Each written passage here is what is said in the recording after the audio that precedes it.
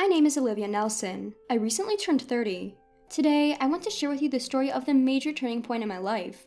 I have an older brother who is 2 years older than me. His name is Scott. From a young age, Scott was what you'd call a pretty boy. His facial features were well defined early on, and his handsome face was so talked about in the neighborhood that rumors spread about talent scouts from modeling agencies coming for him. He was what you might call a real heartthrob. He was likable, intelligent, and quick-witted, even as a child. Our parents, as well as the adults around us, all adored him. On the other hand, for some reason, I was the only one in our family who was a bit on the chubby side from kindergarten. Even though my facial features were similar to Scott's, being a bit chubby took away from my charm, and that's an understatement. I was shy, not very engaging, and I wasn't much of a talker, so I never got the chance to be praised as a smart kid like Scott. I noticed from an early age that people around us often contrasted us, labeling Scott and me as polar opposites. Our parents must have caught wind of this talk too. By the time I was in elementary school, it seems like my parents had lost interest in me. I didn't perform as well on school tests as Scott had at the same age, and I remained somewhat chubby. Scott was served an afternoon snack, but I wasn't. Despite this, I remained chubby. My mother used to laugh and say, "You really are as round as a ball." When I was a child, I didn't fully understand what she meant, and I just felt happy that she was laughing, but looking back, I realized that I was just the butt of her jokes. Scott would get new clothes and shoes for all sorts of reasons: his birthday, scoring a goal at his soccer club. Meanwhile, even though I was a girl, I got hand-me-downs from Scott. Not just clothes, but shoes too. I can't remember how many times I tripped because the shoes didn't fit me. The only thing I treasured was the backpack that my grandparents gave me, just for me, before they passed away. After a while, Scott graduated from elementary school and moved on to a private middle school. My parents were overjoyed when he was accepted to a prestigious school known for its high academic standards. Around this time, Scott was so handsome that he was scouted to be a child model. Thanks to that, my parents, especially my mother, would often take Scott and purposefully walk down bustling streets like Fifth Avenue. She seemed to be saying, "Look how handsome my son is." On the other hand, I don't recall ever going out with my mother. Perhaps when I was a baby, but not after I grew up and became aware of things. Once, Scott suggested, "Next time, let's take Olivia with us too." I think he was aware, even as a child, that I was being neglected by our parents. But my mother just grimaced at Scott's words and replied, "Yes, someday." I didn't feel happy about Scott's considerate words. Rather, I felt miserable. A few years later, I also entered middle school. Unlike Scott, I went to a regular public middle school. To begin with, my parents never really expected much from me, so it seemed they had no intention of letting me take any exams. My dad even declared, "I can't afford to spend money on you."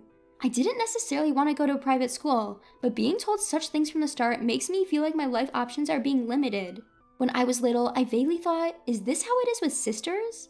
I didn't know what other families were like. By the time I was born and aware, the abnormalities of this household were the norm. Around this time, I was going through puberty and started wondering, why am I the only one being treated differently? But the treatment I received from my parents only became stricter. Even though my mom was a housewife and should have had time, she often made me do the chores and go shopping while she went out to play with her friends. My dad too, when I said I wanted to go play with my friends, would accuse me. "What about the household chores?" My brother always cared about me, helped out, and even argued with our parents on my behalf, but they wouldn't listen to his opinions when it came to treating me. Eventually, my brother had to focus on high school entrance exams, and then moved on to one of the top prep schools in the state, which meant he no longer had time to pay attention to me or our home.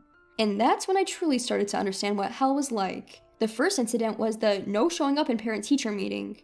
In other families, parents missing a parent-teacher meeting would be a big deal, but for my parents, it was more like, "We're not going, so what?" So it wasn't really considered an incident. During my 3 years of middle school, my parents only attended one meeting when I was in my first year. They didn't come during my second year or even during the crucial time of my third year when exams were around the corner. My homeroom teacher worried, "Is something happening at home?" But I brushed it off. I knew my situation wasn't normal, but it's not like my parents were physically abusive. I didn't know how to express the ongoing mental torment I was experiencing.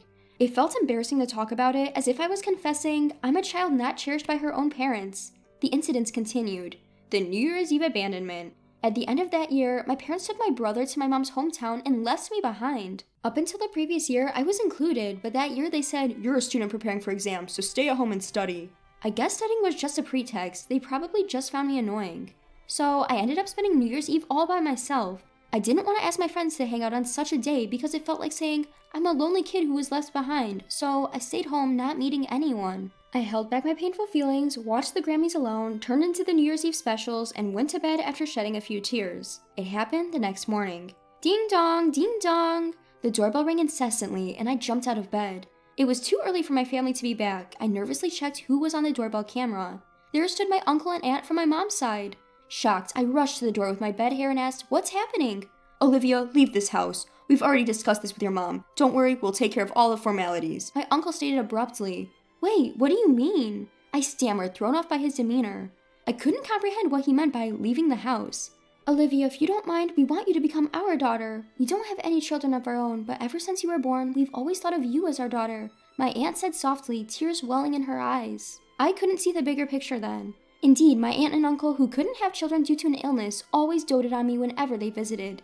They loved me so much that I knew they had often criticized my parents' treatment towards me. They were the ones who spent time with me, the one left alone while my parents focused on my older brother. My aunt played with me, and my uncle bought me the latest treats and cute clothes. The memories I have with my aunt and uncle far outnumber those with my parents. My uncle, who had just been with my parents, started a conversation like this. "Your parents, they don't plan on letting you go to high school. They said when you turn 16, they want you to work to help fund Scott's college education. We can't turn a blind eye to this. Olivia, you have the right to go to school and you don't need to work yourself to the bone for the family." I was stunned. I had no idea my parents planned to rob me of my future for the sake of my brother. It made sense then why they hadn't attended parent-teacher meetings for the past few years. They didn't have an interest in me or my dreams and aspirations. They expected me to work like a mule. My aunt and uncle knelt down and comforted me as I crumbled on the spot. "We may not be your real parents and you might feel awkward, but we will make sure you're happy," they said. Tears welled up in my aunt's eyes as she hugged me tightly, overcome with emotion. "Olivia, you have the right to be happy. We should have come for you sooner. If you're okay with it, we want you to become our daughter," my uncle added, his eyes reddening, looking straight at me. I wondered if I had ever been desired by adults in this way before. I was only just over 10 years old, but I knew what I had to choose. I decided to become their adopted daughter. Fast forward 10 years. Since they took me in, my aunt and uncle have showered me with immense love and had given me countless joyful experiences. My aunt enjoyed picking out clothes for me and would take me shopping on holidays, and my uncle, who said he always wanted to drink with his daughter, had a bottle of wine from the year I was born ready for my 21st birthday. We went on trips together, and my uncle, surprisingly childlike, would take me to zoos and aquariums even when I was in high school. Those are unforgettable and irreplaceable memories that I never had with my biological parents. At first, I called them aunt and uncle, but gradually I began to see them as my parents. Now, I call them mom and dad. I heard from them that when my parents visited, they drunkenly said to my aunts and uncle, "Olivia's just hopeless. She's not cute and her looks are a bit, well, lackluster. She's not smart either. Honestly, we don't need a stupid daughter. We have our excellent eldest son, Scott." My aunt and uncle were furious at these words, and when my parents started saying they wouldn't let me go to high school, the topic of adoption came up. I'm forever grateful to my aunt, who wasn't drinking that New Year's Eve and drove all the way to me in the middle of the night. I want to repay my wonderful parents for all they've done. I wanted to become a daughter who my foster parents would be glad to have adopted. With this in mind, I studied relentlessly after entering high school.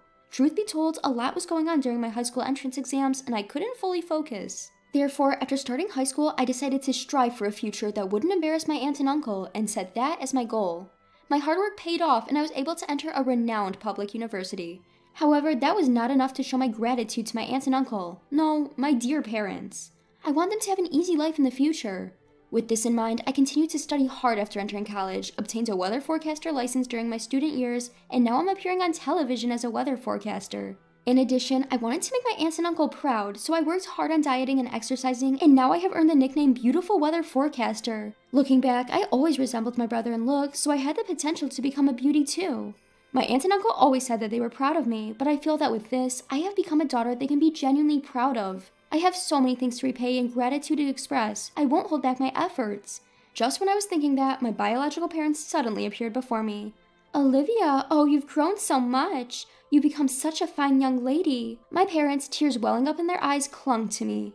I was just about to leave the TV station and get into my car when this happened, and I was unable to catch up with the situation. Honestly, I had not seen them for so long that I did not recognize them at first. "We were shocked to see you on TV. Scott said it was Olivia. We never expected you to become such a beautiful woman, and a weather forecaster too? That's incredible." My father, as if to say, just as expected of my daughter, patted me on the shoulder. "Really, just as expected of our daughter. We are so proud." They really said it. I couldn't hide the look of disgust on my face and glared at my parents. But my parents continued the conversation without showing any sign of concern. "Oh, that's right. Since we've met, why don't we have a meal at the fancy restaurant just ahead?" "You must be earning a lot as a weather forecaster, right?" What is their intention after lying and waiting for me like stalkers? And after suggesting a meal at a fancy restaurant, they asked if I earn a lot. Don't they just look like they're trying to freeload off me? They won't be able to parasite off me. I have to drive them away so they won't want to see me again. As I thought this, a plan popped into my head. Oh, this could work. Mom, Dad, it's nice to see you, but I have another job today, so I can't go out to eat. Sorry. Of course I didn't have another job. I do have a plan to give my beloved aunt and uncle a meal at a fancy restaurant as a wedding anniversary gift. Oh, that's too bad. I didn't miss my mother's slight clicking of her tongue. Could you maybe share your contact information? I'm organizing a small party for my birthday soon, and I'm inviting people from the TV station. There will be plenty of delicious food, and it'll be fancy, so I'd love to invite you too. Upon hearing this, my parents' eyes noticeably lit up. Really? Oh, aren't we lucky? So actors will be coming as well? Oh, Dad, of course they'll be there. My parents were visibly excited, their smiles widening. Little did they know, no actors would be present. It was a small gathering, mainly a weather reporter's party. The main guests were people from the newspaper and TV station staff.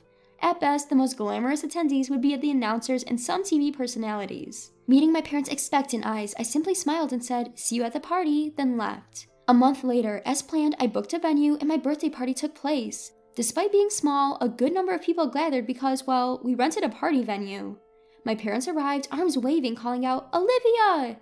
They acted as if they wanted everyone to know they were my parents. It really gets on my nerves. "Dad, Mom, welcome. Could you head to the dressing room right away? They'll help you with everything from your clothes to makeup. The clothes you're wearing are lovely, but they also have rental designer clothes. Enjoy the atmosphere while you're here." At my suggestion, my parents beamed widely. They were so easy to read. They can't hide their joy. "Oh my, designer clothes. I hardly ever get the chance to wear them. I wonder if they'll suit me." Haha, Mom, you put on a bit of weight. "Oh, stop it, Dad." While they were having this exchange, I flattered them. "You both still look young and beautiful, so anything will suit you." It seemed as if they'd been waiting for that compliment, and they both nodded in agreement. When I was a child, I was scared of being disliked any more than I already was. I couldn't see my parents clearly, and I couldn't understand what they were thinking. But looking at them now, they seemed quite simple. High-quality things, power, beautiful things. They're the type of people who wag their tails at things everyone likes. My parents, having had their hair and makeup done, were in high spirits as they returned to the party venue. My mother was in a pale pink mini dress that revealed her shoulders, something a young woman would wear. Her appearance was ridiculously inappropriate for her age. The sagging skin on her knees gave away her age. My father chose a bright red suit with a flashy tie decorated with yellow and green geometric patterns. He was the only one in the venue dressed in such a flashy suit. Even if there was no dress code, no one would choose such a poor combination. The clothes were indeed designer labels, but they were secondhand. I had actually prepared all of it.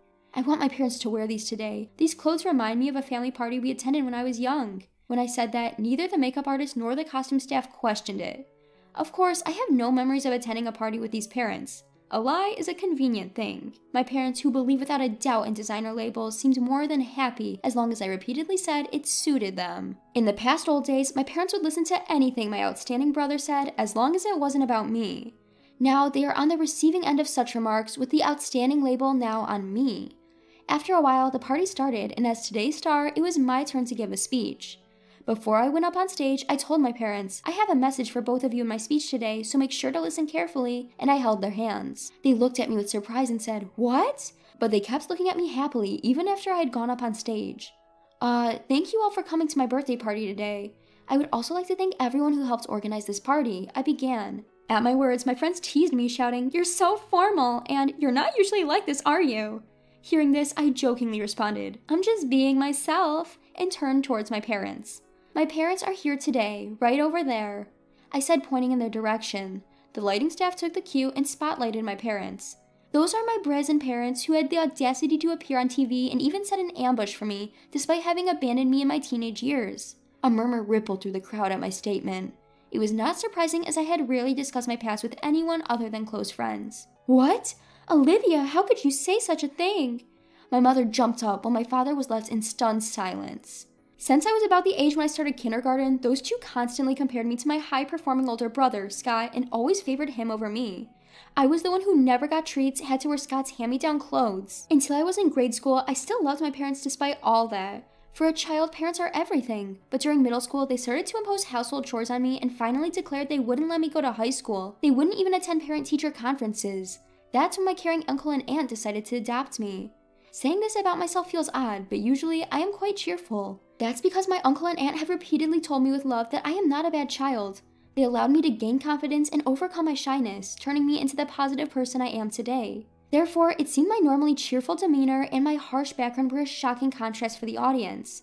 There were immediate murmurs of the worst, and how could they appear on their daughter's birthday dressed like that? The crowd started to criticize my parents. Unable to withstand the surrounding gaze, my parents hung their heads and trembled. But now, I am grateful to those two. It's because of them that I was able to find my real parents, my uncle and aunt, who showered me with the warmth of a family. At these words, my parents stared at me as if expecting some twist where they would be acknowledged as important parents as well. I merely responded with a quiet, smiling gaze. Mr. Treasure from the Daily Info, are you here? Please make this story and these pictures into an article. Consider it a birthday present for me. As I called out to a friend from the magazine from the stage, he had already started capturing pictures of my parents. Hey, stop it! Stop it! Don't take pictures! My parents frantically tried to hide their faces. Shameless till the very end, I shouted at them. You always made me do things I didn't want to do, even when I begged you to stop. You can't just force others and not expect to be forced yourself. At my reprimand, my mother's eyes welled up with tears. I'm sorry, if you make this into an article, it will also harm your mother and father. You wouldn't want that, would you, Olivia? I was flabbergasted by her audacity. Do you really think I still consider you two as my parents? You barely raised me. You completely abandoned your duties as parents. My real parents are my uncle and aunt. They are the only ones I consider as my mother and father. Don't ever interfere in my life again. Before I knew it, recalling all that happened, my gratitude towards my uncle and aunt, tears began to stream down my face. The attendees, seeing my state, forcefully escorted my parents out of the venue. It's over, this time for real. I have finally severed all ties with those people. As a child, I cut them off to find shelter with my uncle and aunt. But now I have truly distanced them from me, all by myself. Feeling accomplished and grateful to my uncle and aunt, I shed a few more tears for the growth I have achieved. But right now, I feel incredibly refreshed. After that, the magazine editor asked me, "Are you really okay with this?" I responded, "Yes, please proceed," and they ended up writing an article about my upbringing. The story was quite sensational. It was picked up by many TV shows. There were worries about my image taking a hit, but in reality, the narrative became a drama of a corner girl making a dramatic turnaround, a close look at a modern Cinderella. I received mostly favorable press, and the whole thing boosted my reputation instead of hurting it. On the other hand, those two, I know it might be confusing, so let's reluctantly call them parents. After my story was published, they were given the cold shoulder by our neighbors, leading to their decision to move houses. The gossip spread quickly at my father's workplace, and he was pushed to resign. My mother, who had always been a homemaker, was now unemployed as well. My brother Scott informs me that they were getting by on their savings. Yes, even after I was adopted, Scott remained concerned for me and would visit me at my new home with my aunt and uncle. Initially, he had expressed a desire for us to live together again, but soon acknowledged that it was a better decision for me to stay with my adoptive family. He was happy for me, confident that I had made the right choice. He was always there for me, even during my college years, guiding me in my studies. My precious older brother, Scott. Upon learning that I had revealed everything to the magazine, Scott decided to sever all ties with our biological parents. He would often joke, "The next time I'll see them is probably at their funeral," but knowing Scott, he probably wouldn't even attend that. 5 years had passed since then. I ended up marrying Mr. Treasure, who was working at the magazine that published my story. We now have children, and I'm a mother of a pair of twins, a boy and a girl. As a mother, I want to make sure my children are treated equally and can grow up in a happy and carefree environment, just like the selfless love that was shown to me by my aunt and uncle. And also, like my brother Scott, who has always watched over me, even from a distance. I want them to grow up to be kind and gentle to everyone they meet. But I still have other things I need to do besides raising my kids. Yes, that's to repay the kindness of my aunt and uncle. This year, for our wedding anniversary, I surprised them with a trip to Oregon, which we enjoyed together with my husband and children. My aunt and uncle would often tell me, "Olivia, you have your own family now, you don't need to do this." But this act of giving back is also a source of joy for me. It's not out of obligation, but rather because I want to see their happy faces. It's something that gives my life meaning. I jokingly tell them, "Don't take away my pleasure," as I start planning for our next surprise. Maybe a luxurious hotel stay for the entire family would be nice next time. There are still so many things we want to do as a family.